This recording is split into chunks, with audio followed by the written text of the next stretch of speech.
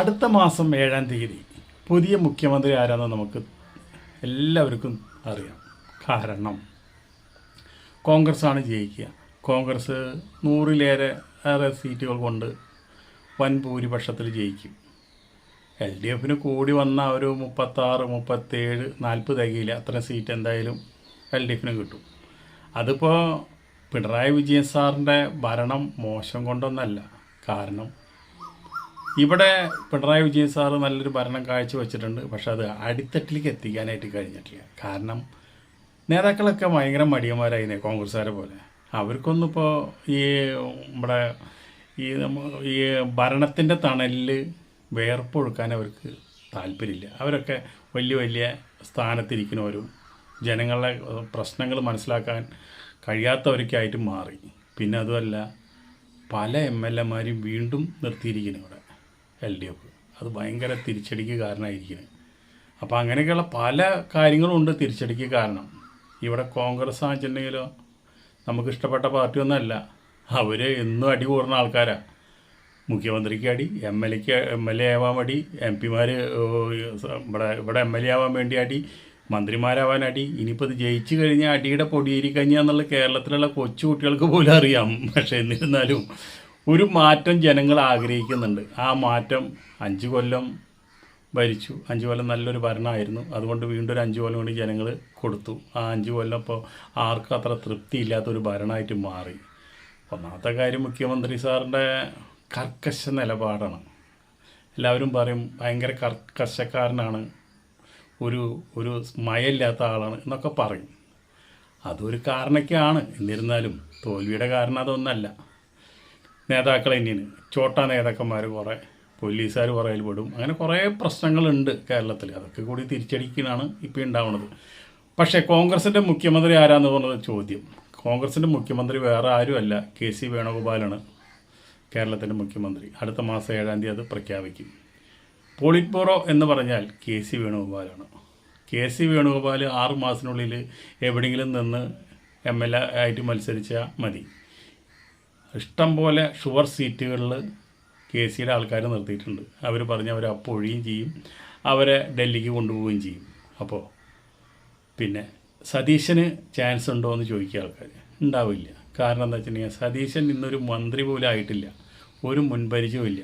പിന്നെ കർക്കശ നിലപാടുകാരനാണ്.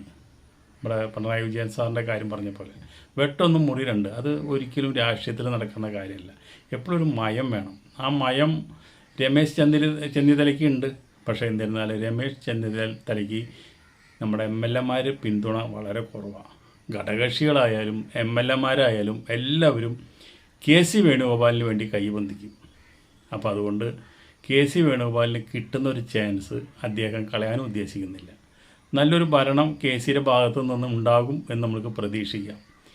ഇപ്പോൾ വേറെ വാലുകളൊന്നും തല പൊക്കില്ല എന്ന് നമുക്ക് വിശ്വസിക്കാം. KCയുടെ അടുത്ത് ആരെങ്കിലും തല പൊക്കിയാൽ KC തന്നെയാണ് ഈ പോളിറ്റ് ബ്യൂറോ എടുത്ത് തോൽക്കി കളയും. അതുപോലെ KCക്ക് എതിരായിട്ട് MLA-മാർ ഒരു ഗൂഢാലോചന നടത്താനും സാധിക്കില്ല. അതുകൊണ്ട് കോൺഗ്രസിൻ്റെ മുഖ്യമന്ത്രി KC വേണുഗോപാലാണ്. വേറെ ആർക്കും ചാൻസ് ഇല്ല. അത് നഗ്ന സത്യമാണ്, പകൽ പോലെ സത്യമാണ്. അതിന് ഇനിയിപ്പോൾ MLA-മാർക്കും എല്ലാ നിൽക്കുന്ന MLA-മാർക്കും അറിയാം KCന് മുഖ്യമന്ത്രിയായിട്ട് വരിക എന്നുള്ളത്. KCക്ക് വേണ്ടി കൈ പൊന്തിക്കാനായിട്ട് തയ്യാറായി നിൽക്കുന്ന MLA-മാരാണ്. അപ്പോൾ KC വന്നാൽ ഇവിടെ അടിയും പിടിയൊക്കെ കുറച്ച് കുറയും എന്നുള്ളത് രാഹുൽ ഗാന്ധിക്ക് അറിയാം. രാഹുൽ ഗാന്ധിയുടെ ഇഷ്ടത്തോഴനാണ് നമ്മുടെ KC വേണുഗോപാൽ. രാഹുൽ ഗാന്ധി അവർ ചേട്ടനനിയന്മാരായിട്ടുള്ള ബന്ധം പോലെയാണ്. അപ്പോൾ അതുകൊണ്ട് ഇനി കേരളത്തിലെ ഭരണം ഈ 5 കൊല്ലം കഴിഞ്ഞിട്ട് 5 കൊല്ലം കൂടി പിടിക്കണം. അത് പിടിക്കണം എന്ന് വെച്ചിട്ടുണ്ടെങ്കിൽ ഇവിടെ ഇപ്പോൾ സതീശനോ രമേശ് ചെന്നിത്തലയോ ആയാൽ ശരിയാവില്ല എന്നുള്ളത് രാഹുൽ ഗാന്ധിക്ക് അറിയാം. അതുകൊണ്ടൊക്കെ തന്നെയാണ് നൂലുമ കെട്ടിയിട്ട് KCനെ ഇങ്ങോട്ട് ഇറക്കി പോകുന്നത്. അപ്പോൾ KC നമുക്കെല്ലാവർക്കും ഒരു പുതിയ ആളാണ്. KC രാഷ്ട്രീയത്തിലുണ്ടെങ്കിലും അപ്പോൾ കൂടുതൽ കാലം ഡൽഹിയിലായിരുന്നു. അപ്പോൾ അതുകൊണ്ട് നമുക്ക് എങ്ങനെ അദ്ദേഹം ഭരിക്കും, എങ്ങനെ ആൾക്കാരെ കൈകാര്യം ചെയ്യും, ജനങ്ങൾക്ക് എന്തൊക്കെ നല്ലത് ചെയ്യും എന്നൊന്നും നമുക്കൊരു പിടുത്തമില്ല. നമുക്കിപ്പോൾ ഒന്നും നല്ലതൊന്നും ചെയ്തില്ലെങ്കിലും കുഴപ്പമില്ല. അവരെ പറഞ്ഞിട്ടുള്ള കാര്യങ്ങൾ മാത്രം ചെയ്താൽ മതി. സ്ത്രീകൾക്ക് ട്രാൻസ്പോർട്ട് ബസ്സുകളിൽ സൗജന്യ യാത്ര, അതുപോലെ തന്നെ ഈ 1000 രൂപ വീണ്ടും ക്ഷേമ പെൻഷൻ കൂട്ടും, അങ്ങനെ കുറേ നല്ല കാര്യങ്ങൾ പറഞ്ഞിട്ടുണ്ട്. അതൊക്കെ നടപ്പാക്കിയാൽ മാത്രം മതി. പിന്നെ വിലക്കയറ്റം തടയുക, തൊഴിലില്ലാത്തവർക്ക് തൊഴിലുണ്ടാക്കുക, വിദ്യാഭ്യാസം ചെയ്ത് ഇവിടെ നിന്നുള്ള ജനങ്ങൾ പുറത്തേക്ക് പോകാണ്ട് ശ്രദ്ധിക്കുക, അതിന് ഇവിടെ തന്നെ ജോലി സാധ്യത ഉണ്ടാക്കുക. ഇങ്ങനെയുള്ള കുറേ കാര്യങ്ങളുണ്ട്. അത് കേസി ആയാലേ ശരിയാവുള്ളൂ. പിന്നെ ഒരു ഭരണം എന്ന് വെച്ചാൽ കേന്ദ്രത്തിലും കേരളത്തിലും ഒരു ഭരണം വരണം, എന്നാലാണ് കേരളത്തിന് ഗുണമുള്ളൂ. അല്ലാണ്ട് ഇപ്പോൾ കേന്ദ്രത്തിൽ BJP ഭരിക്കുന്നു, ഇവിടെ കോൺഗ്രസ് ഭരിച്ചാലും കമ്മ്യൂണിസ്റ്റ് ഭരിച്ചാലും ഒരു കാര്യവുമില്ല, കേന്ദ്രത്തിൽ നിന്ന് വലിയ സഹായമൊന്നും കിട്ടില്ല. ഇവിടെ BJP ഗവൺമെൻറ് വന്നാൽ കേരളം സ്വർഗമായിട്ട് മാറും. കാരണം എന്താ വെച്ചിട്ടുണ്ടെങ്കിൽ ഇഷ്ടം പോലെ ഓരോ സഹായങ്ങളുണ്ടായിരിക്കും, ഇഷ്ടം പോലെ റോഡുകളുണ്ടായിരിക്കും, ഇഷ്ടം പോലെ ജോലി സ്ഥാപനങ്ങളുണ്ടായിരിക്കും, ഇഷ്ടം പോലെ ഓരോ പാലും പഴവിടെ ഒഴുകും. അതിന് ഇവിടെ BJP ജയിക്കണം. ഇപ്പോഴത്തെ കണ്ടീഷനിൽ BJPക്ക് വല്ല തട്ടിമുട്ടി 1, 2, 3 സീറ്റ് കിട്ടാനുള്ള സാധ്യതയുള്ളത്. 3 കിട്ടാൻ സാധ്യതയില്ല, 2 സീറ്റ് എന്തായാലും ഉറപ്പിക്കാം, അത്രമാത്രമേ ഉള്ളൂ. അപ്പോൾ ഇവിടുത്തെ ജനങ്ങളെല്ലാവരും കൂടി ഒറ്റ തീരുമാനം എടുക്കണം, BJPയെ ജയിക്കുക. ഈ 2 പാർട്ടീനെയും ജയിപ്പിച്ചിട്ട് നമുക്കൊരു ഉപകാരം ഉണ്ടായിട്ടില്ല.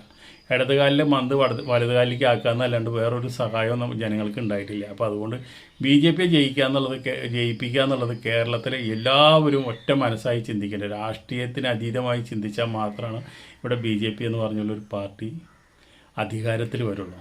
അതിപ്പോൾ എന്തായാലും വിദൂരമല്ല, അധികം കാലമൊന്നും കഴിയേണ്ട. നമ്മളൊരു രാഷ്ട്രീയക്കാരനല്ല കേട്ടോ, എനിക്കൊരു രാഷ്ട്രീയമില്ല, നമ്മൾ രാഷ്ട്രീയ നിരീക്ഷകനാണ്, അത്രമാത്രമേ ഉള്ളൂ. അപ്പോൾ അത് അടുത്ത കാലത്ത് ഉണ്ടാവട്ടെ എന്ന് നമുക്ക് ആശംസിക്കാം. ഇവരിപ്പോൾ മാറി മാറി തല്ലുകൂടി ഭരിക്കട്ടെ, അതും പറയാം നമുക്ക്. ഇപ്പോൾ ഈ 5 കൊല്ലം കോൺഗ്രസ് ഭരിക്കട്ടെ, നല്ലൊരു ഭരണാഞ്ചനയെ വീണ്ടും ഒരു 5 കൊല്ലം ജനങ്ങൾ കൊടുത്തിരിക്കും കേസിക്ക്. അതിന് നമുക്ക് കാത്തിരിക്കാം. നമുക്ക് ആര് ഭരിച്ചാലും കുഴപ്പമില്ല, നമുക്ക് സാധനങ്ങളുടെ വില കുറയണം, എല്ലാവർക്കും ജോലി ഉണ്ടാവണം, എല്ലാവർക്കും കൂലി കിട്ടണം, അതുപോലെ തന്നെ തിക്കും തിരക്കും ഉണ്ടാവരുത്, അധികം ഹർത്താൽ ഉണ്ടാകരുത്, അതുപോലെ തന്നെ വെട്ടും കൊല്ലൊന്നും ഉണ്ടാവരുത്. ഇതൊക്കെയാണ് നമ്മുടെ ജനങ്ങളുടെ ആവശ്യം. എല്ലാവരും ഒത്തൊരുമോടുകൂടി ചേട്ടനനിയന്മാരെ പോലെ ജീവിക്കുക. എല്ലാവർക്കും മാവേലി കാണും മനുഷ്യരെല്ലാവരും ഒന്നുപോലെ എന്ന് പറഞ്ഞാൽ അതുപോലെ ജീവിക്കുക. അങ്ങനെ ഒരു ഭരണം നമ്മളെല്ലാവരും ആഗ്രഹിക്കുന്നത്. അതിപ്പോൾ കേസിക്ക് അങ്ങനെ സാധിച്ചാൽ കേസി അങ്ങനെ സാധിക്കും എന്ന് പ്രതീക്ഷിക്കാം.